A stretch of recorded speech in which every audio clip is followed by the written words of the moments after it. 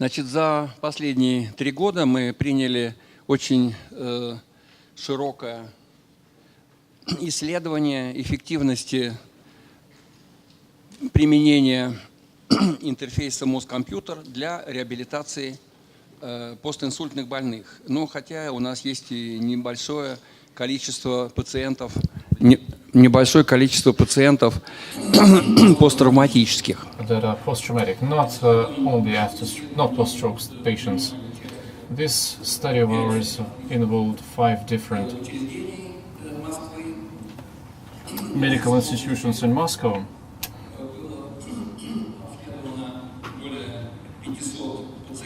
We examined over 500 patients that had been pre-screened, and 120 of them were selected for this study, to participate in this study, based on the selection criteria, or inclusion criteria, and the exclusion criteria. After these 120 participants were selected, we split them into 2 groups. The patients were randomized with a probability of 2 to 1 in favor of the group that had gone through in a BCI examination. The control group got the full simulation, full imitation of this procedure. It was a sham, in fact, except that the exoskeleton movements actuated by the BCI, group, they were initiated randomly. They were not linked to any brain activity whatsoever. This slide shows that these groups were equalized on all measures. There was no bias. There was no bias in either of the group. The procedure was as follows. Each patient saw instructions on the screen. We lit up these arrows. The right bottom arrow meant that the patient had to imagine the extension of the right hand. The left arrow meant extend the left hand, and the top meant relax. So each cue appeared for 10 seconds. There were several blocks, and this procedure lasted 40 minutes, and there were 10-12 training days.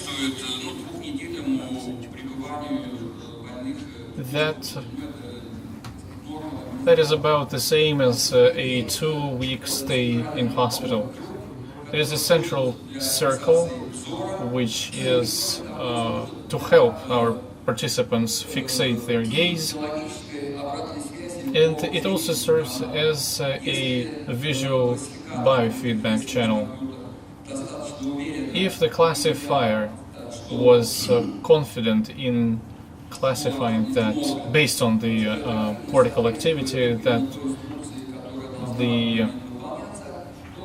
the participant has performed the instruction, has followed the instruction, then the circle turned green, and the brightness of this circle corresponded to the confidence level of the classifier. In other words, the greener the circle, the more confident is the classification level. Along with that, the exoskeleton was actuated, so the person received visual control through that green circle and proprioceptive feedback through the opening of the exoskeleton, through the movement of the exoskeleton. This slide shows how our participants could control their BCI. It also shows the accuracy level. It shows a comparison of healthy participants and patient participants. These participants, this data are ranked based on the average accuracy of controlling the BCI, the robotic exoskeleton, and you also see the maxima within the 10-day test period. You see that, of course, we see the clustering mostly on the right of this figure, but the patients were quite good at controlling the BCI, not worse than healthy ones. Okay, there's a small correlation between the degree of lesion and the accuracy of BCI control. The results that we got from these 120 participants, here's the main group that got BCI training and controls. As I said, the palm opened regardless. In the control group, the palm opened regardless of the brain activity. So the classifier was simply switched off and it just randomly opened and closed. And you can see that in this main group, the performance is reliably higher than in the control group. Especially is it true for the distal parts of the hand, of the arm. We conducted training. We used the standard neurological batteries to test the recovery. One of them is called ARET, and this panel tests the ability of our subjects to manipulate different shapes and objects. And we also used a battery that Professor Yoshida also showed. And the other is the Fugl-Meyer battery that has a large repertoire of motor behaviors, and the assistant asks the patients to perform different movements and then rates them on a 10-point scale. So it is clear that there is a significant effect.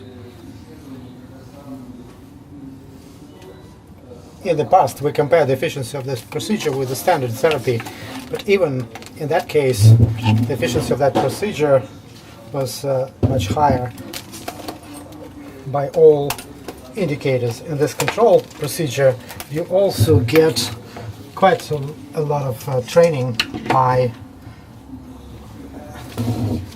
triggering proprioceptive and haptic stimulation.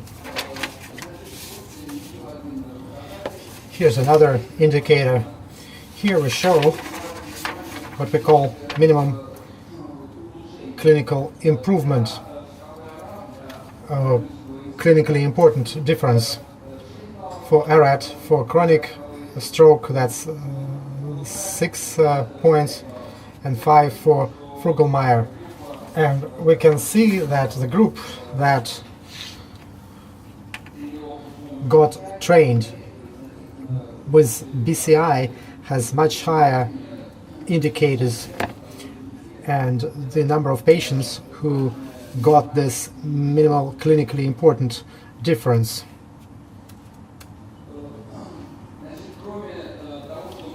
On top of showing pretty good efficiency, clinical efficiency of that procedure, we also have a unique database that has records of those 120 patients and 47 healthy subjects.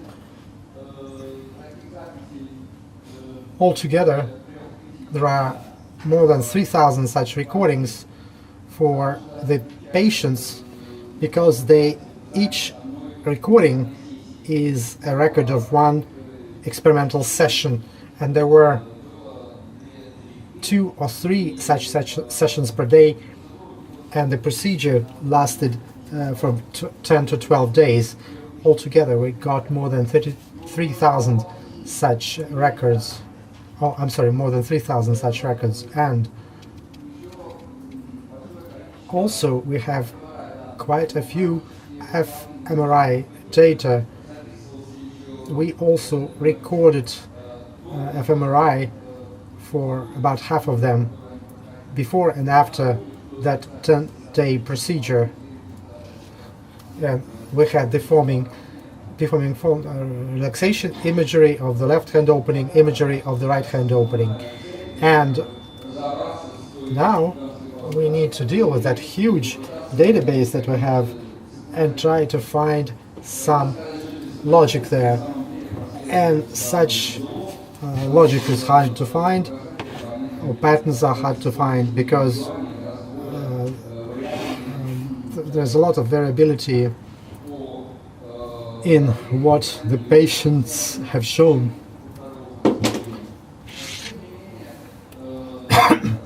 Greater variability than with the healthy subjects. That's what we are trying to do. The main tool that we use is called independent component analysis, which means that you can present this multi-channel EEG as a superposition of activity of several independent sources. This bar is a vector of distribution of activity that goes from this source along the surface of the head, giving us temporal activity, current temporal activity. In reality, there are many methods of decomposing of this process, and there's always doubt that the component that you got could reflect or could be the artifact of a method rather than real physiological signal. To be sure that this component has some physiological sense, normally we analyze using 9 or 10 different independent component methods that use different independence criteria, and look at only those criteria that were found in each session by 2 independent component methods. This may not be an absolute criteria, but we believe that this is that means that these were physiologically important phenomena. This is how these components look like with healthy patients and stroke patients, and here we selected components that are similar in healthy subjects and stroke patients. Each component is evaluated using 4 characteristics: occurrence, percentage of sessions when it occurred, the number of revealing ICA methods that were that discovered that component at the same time. Each component has to be found by several methods. Our third criteria is dipolarity, showing that in terms of biophysical assumption, every component is a current dipole which is located in the cortex, and this dipolarity shows us the precision of our approximation of the distribution that we get over the surface head using 1 dipole. And finally, how important that is for BCI.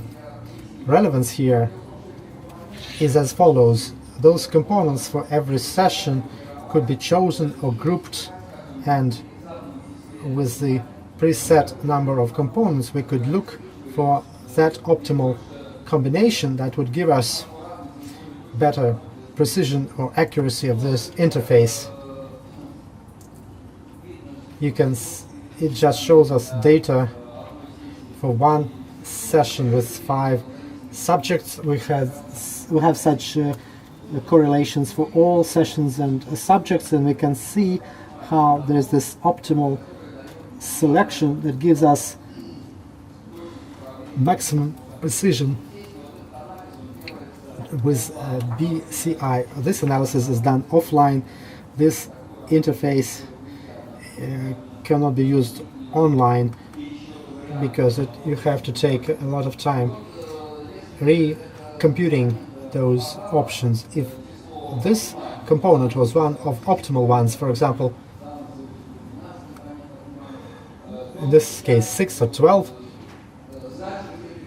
we calculated the relevance of that component using the share of those experimental sessions where it was identified as an important one or a relevant one. And here we use 4 criteria, and most critical components are shown here.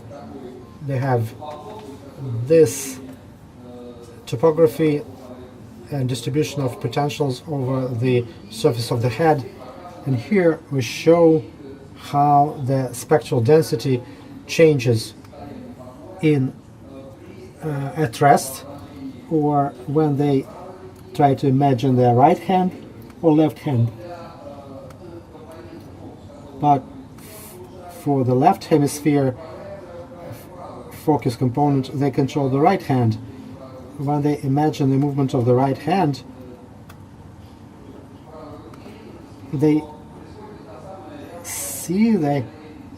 have this event-related desynchronization that was mentioned today, but it is manifested more in the component terms rather than individual electrodes that we use to remove this potential from the surface of the head.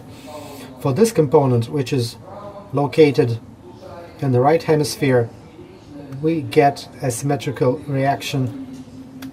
The drop of or greatest rhythm desynchronization in the alpha range, the central biorhythm, it happens when they imagine a left hand. These 2 components, as is shown later, are localized in the depths of the central gyrus, which is responsible for the sensitivity of the hand. Other components are located elsewhere in the additional motor cortex. This additional motor cortex was also mentioned today as one of the sources of activity that could be identified using this, and pre-motor cortex as well. If we look at these dependencies, we see that the additional motor cortex is less manifested and has a bigger input in this range. This corresponds to the data that we got for the additional motor cortex using corticograms. That gives us better precision than EEG, but if we look at that using the terms of independent components, we see how you have this frequency range for the additional motor cortex.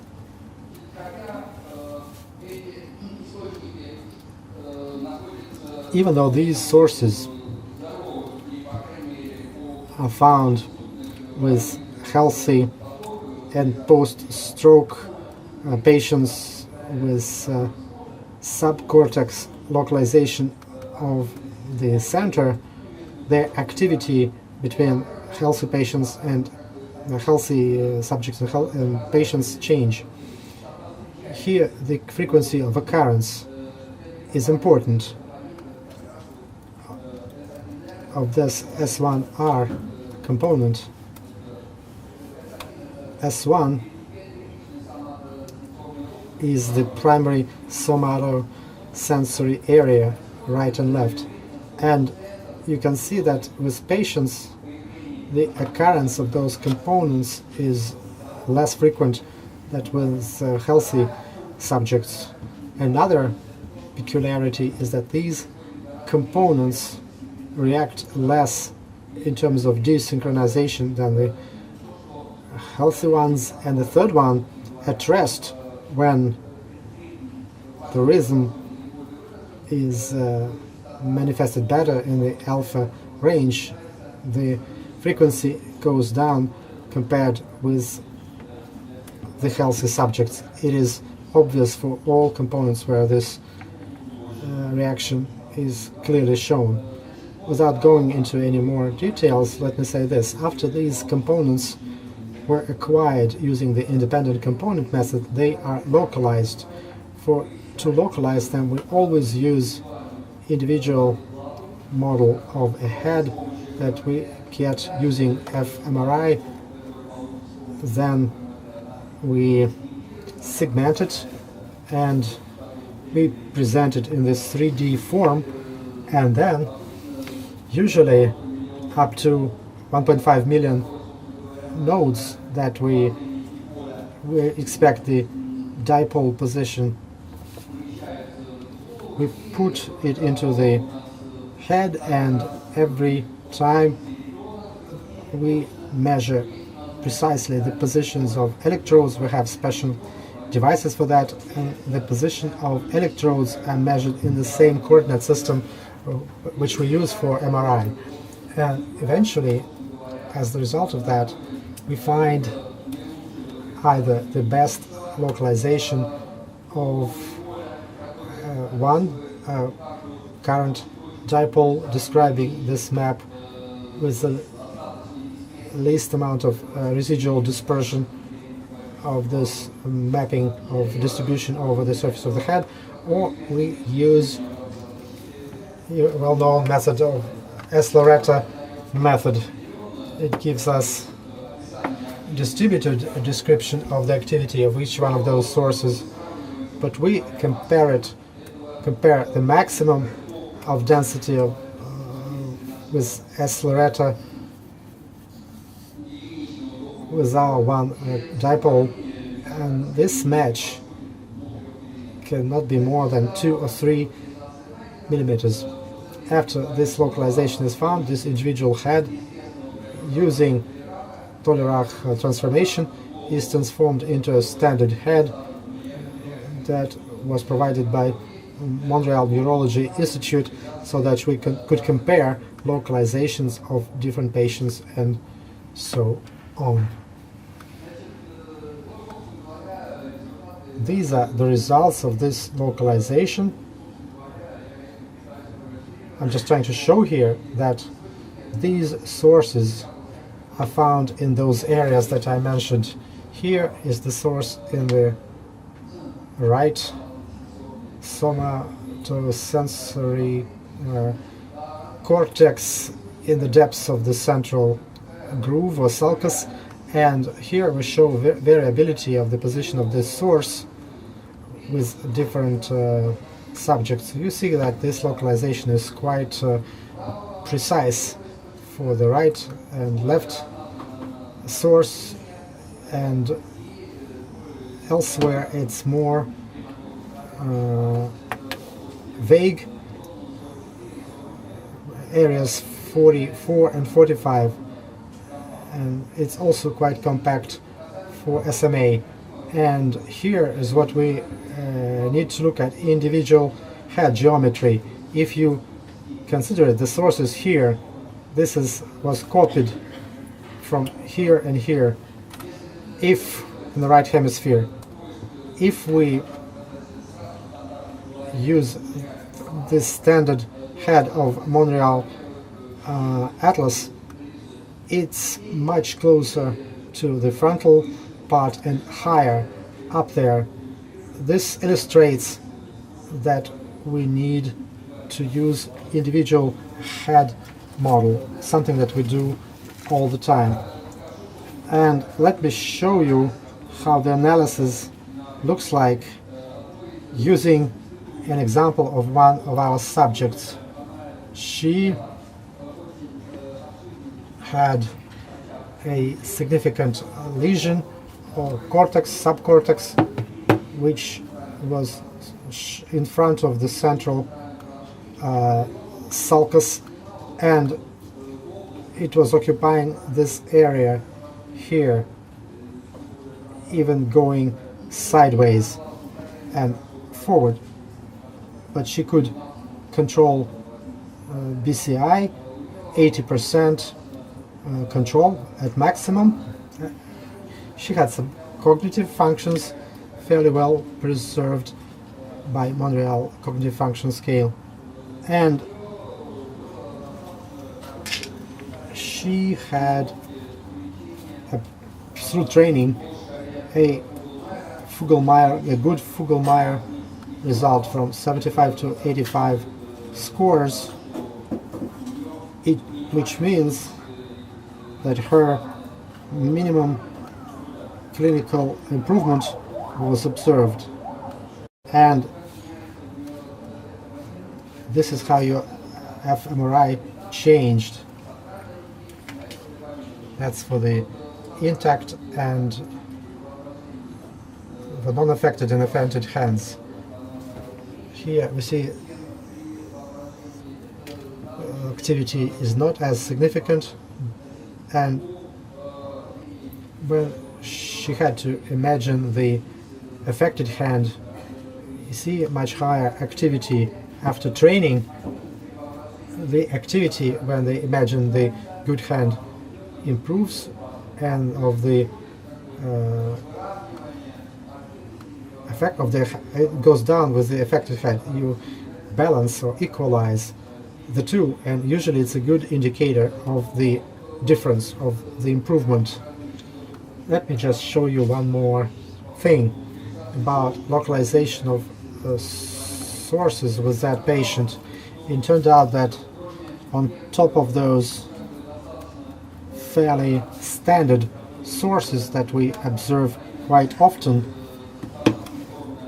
this primary cortex in the right hemisphere, which was non-affected, and we also find two independent sources right at the border of this center of lesion, and we see that the lesion area, this cortex, the neural network which is responsible for imagination corresponding to the right hand, is quite large. And here's this island here, and we can observe it here. And this this is the end of my talk. I'm sorry for going over time. Thank you for your attention.